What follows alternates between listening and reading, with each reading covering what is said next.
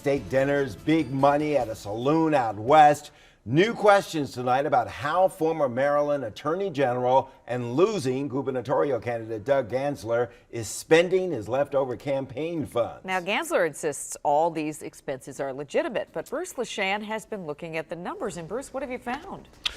Well, Leslie, Gansler says to me that he gets asked all the time whether he will run for governor again in 2 years against Republican incumbent Larry Hogan. He is not answering that question. But if he does run, these expenses detailed in public filings with the state elections board, they could be an issue. January 4th, 2016, Doug Gansler's son posts this picture on Facebook. The family at the glitzy Jackson Hole Mountain Resort in Wyoming.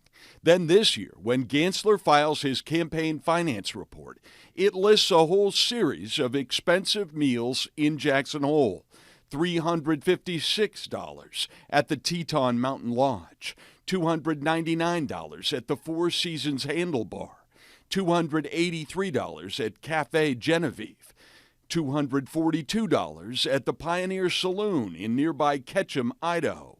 All the expenses are billed as political dinners.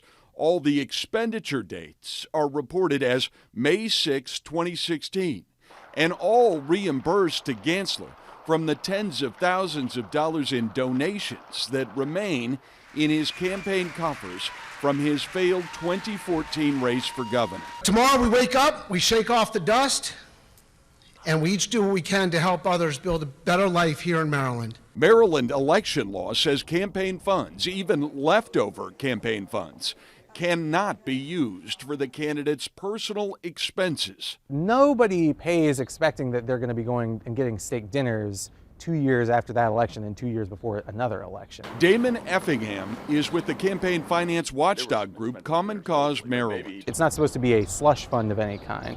And I'm not saying that's what this is.